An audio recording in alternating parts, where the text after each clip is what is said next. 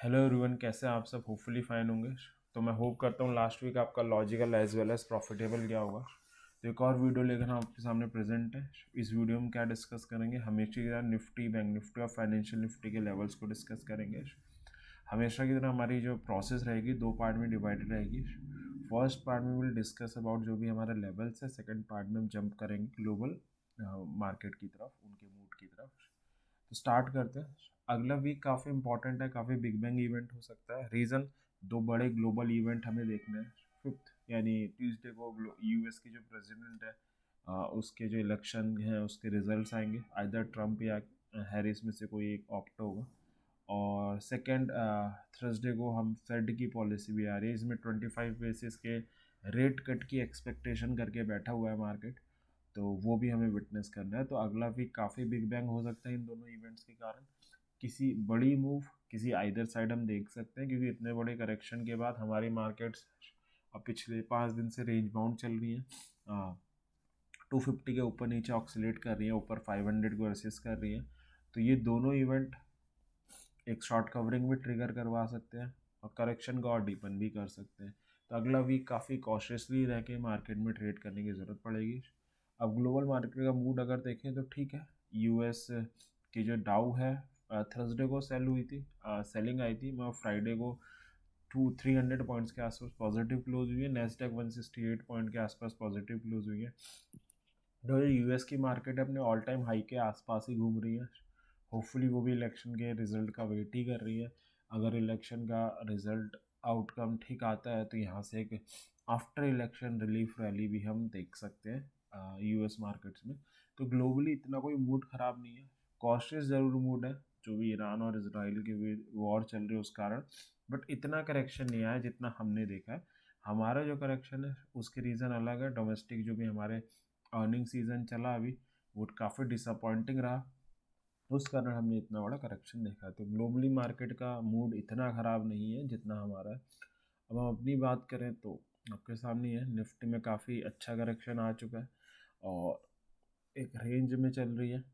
ऊपर 13 EMA और 500 का लेवल आ रहा है। ये जोन ब्रेकआउट करना बड़ा ज़रूरी है। अगर आप देखोगे इसी को रेजिस्ट कर रही है, अगर इसको ब्रेक करती है तो कुछ रिकवरी आ सकती है मार्केट में। बैंक निफ्टी आउट परफॉर्म कर रही है चीज़ों को, नो डाउट। डबल बॉटम की एग्रेसिव एंट्रीज ने मंडे बनाई थी और ऊपर ही रही है। उसके बाद फ्राइडे को 13 EMA के ऊपर ही क्लोज देकर गई है।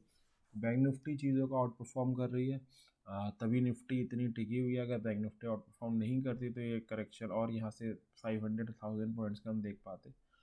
तो ओवरऑल हमारा अभी जो कह सकते हैं स्ट्रॉन्ग नहीं है मूड।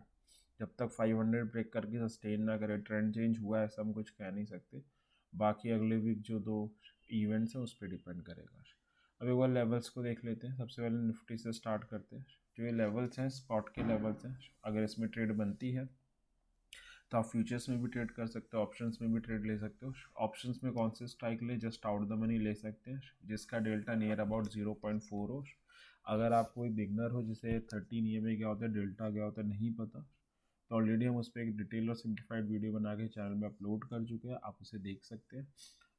लिंक आपको डिस्क्रिप्शन में मिल जाएगा। सपोर्ट है 24 से 24,078 का जोन, 23,750 और 23,600। रेसिस्टेंस है 24,500 का जोन, 24,750 और 25,000। आप ऑप्शन बायर या सेलर कुछ भी हो सकता है, दोनों के लेवल्स आपके स्क्रीन पे रहे।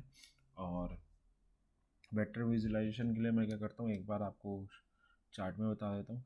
तो इंट्राडे के लिए हम लोग 15 मिनट का चार्ट यूज़ करते हैं, वही मैंने यहाँ पर ओपन किया है।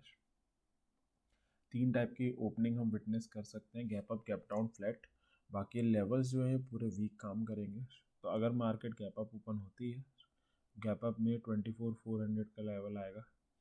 इसके नीचे ऊपर कहीं भी ओपन हो बट क्लोजिंग ऊपर दे दे, एक कैंडल ऊपर सस्टेन करे, तब हम जस्ट आउट द मनी वाली कॉल बाय कर सकते हैं। 24,500 से 505 का जोन फर्स्ट और 24,600 सेकंड टारगेट होगा।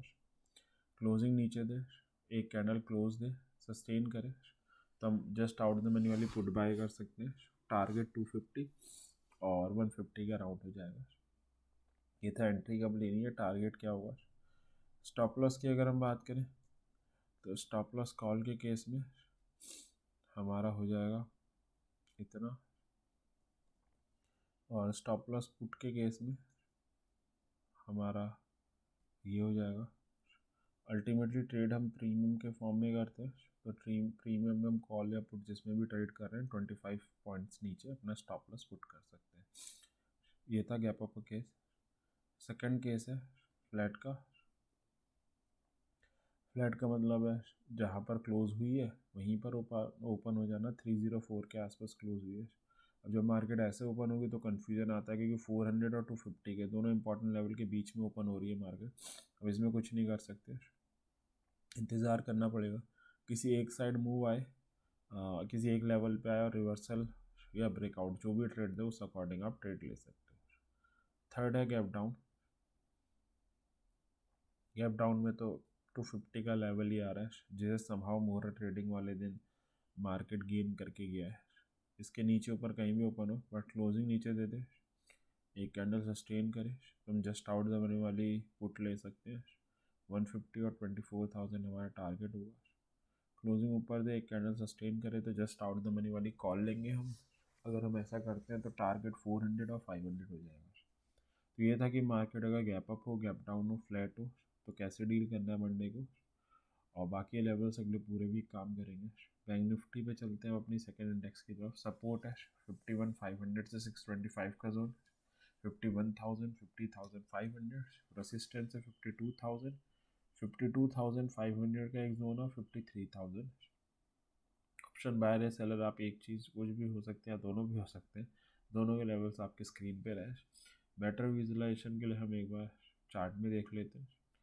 तो बैंक निफ्टी का चार्ट मैंने ओपन कर लिया है। तीन टाइप की सिचुएशन हो सकती है। सबसे पहली हो सकती है गैप अप की।